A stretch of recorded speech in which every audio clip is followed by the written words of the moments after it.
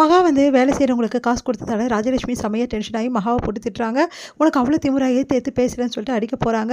அந்த டைமில் சூர்யா வந்து என்னை கேட்டு தான் மகா காசை கொடுத்தா, அவன் மேலே எந்த தப்புமே இல்லைன்னு சொல்லிட்டு ராஜலட்சுமிக்கு வந்து அடிக்கவங்கிற கையை வந்து தடுத்து நிறுத்துறாரு. இதை பார்த்து ராஜலட்சுமி செமையாக டென்ஷன் ஆகிறாங்க.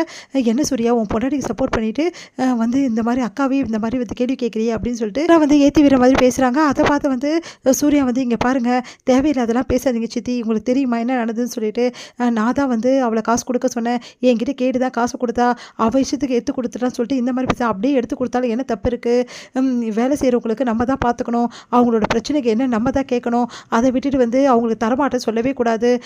ஒரு வாட்டி 2 வாட்டினா பரவாயில்ல இருந்துட்டு போட்டோம், கொஞ்சம் கொடுக்குறதால நம்ம என்ன ஆகிட போகுது, நம்ம சொத்தாக போயிட போகுது அப்படின்னு சொல்லிட்டு கேட்டோன்னே இந்த அளவு ஆகிடுச்சாப்பா, பரவாயில்ல, உன் பொண்டாட்டிக்கு சாதகமாகவே நீ பேசிக்கோ, நான் செஞ்சதெல்லாம் தப்புன்னு நீ நினைக்கிறல்ல, அப்படி தப்பாகவே இருந்துக்கிட்டோம், இதுக்கப்புறம் இந்த வீட்டில் நான் எதுவுமே சொல்லவே மாட்டேன் அப்படின்னு சொல்லிட்டு சமயம் கோச்சின்னு போயிடுறாங்க ராஜலட்சுமி.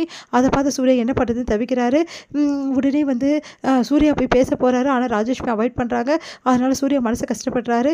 இதை பார்த்து வந்து நம்ம மகா வந்து யோசிக்கிறாங்க, எப்படி ராஜலட்சுமி வந்து பேசணும்னு சொல்லிட்டு ராஜலட்சுமிகிட்ட பேசி பார்க்குறாங்க. மகாவையும் அவங்க அவாய்ட் பண்ணி டோட்டலாக வந்து திட்டி அனுப்புகிறாங்க.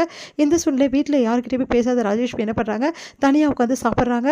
அதை பார்த்து பெரியவங்க எதுக்காக இப்படிலாம் பண்ணுற, உனக்கு என்ன இப்போது இந்த வீட்டை வந்து பிரிச்சுட்டு போகணுமா, இந்த சொத்து பத்திரம் இதே பிரிச்சுட்டு போயிடு அப்படின்னு சொல்கிறாங்க.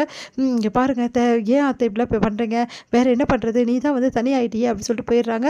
அடுத்து வந்து நம்ம மகா என்ன பண்ணுறாங்க, ஒரு பிளான் போடுறாங்க. ராஜலட்சுமிக்கு புரிய வைக்கிறாங்க, இங்கே பாருங்கள் இந்த வீட்டில் வந்து நீங்கள் சண்டை போட்டு நீங்கள் தூரமாயிட்டீங்க, நான் தான் இந்த வீட்டில் வந்து கிட்ட வந்துட்டேன், எல்லாருக்கிட்டையும் நெருங்கிட்டேன் மனசில், அதனால் கூடிய சீக்கிரமே இந்த வீட்டை விட்டு கூட உங்களை அனுப்புறதுக்கு வாய்ப்பு இருக்குது அப்படின்னு நம்மளாம் சொல்லி விட்டுறாங்க. அதனால் ராஜலட்சுமி இவ்வளோ இப்படி பேசுகிறாளா அப்படின்னு சொல்லிட்டு செம்மையாக டென்ஷன் ஆகி எல்லாருக்கிட்டையும் பழையபடி பேச ஆரம்பிக்கிறாங்க. சூர்யாக்கிட்டே பேச ஆரம்பிக்கிறாங்க. இதனால் சூர்யா சந்தோஷம் தாங்க முடியாமல் ஓடி வந்து மகாவை அப்படியே தூக்கி சுற்றுறாரு.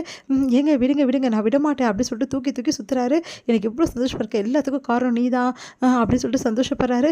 உடனே வந்து எனக்கு என்னமோ வந்து கொஞ்சம் சந்தேகமாக இருக்குது, என்ன சந்தேகம் அப்படின்னு, முதல்ல கீழே இறக்கி விடுங்க அப்படின்னு சொல்லிட்டு, என்ன ஏங்க இப்படிலாம் பண்ணுறீங்க, எனக்கு ரொம்ப வெக்கமாக இருக்குது அப்படின்னு, சாரி அப்படின்னு சொல்லிட்டு கீழே இறக்கி விடுறாரு.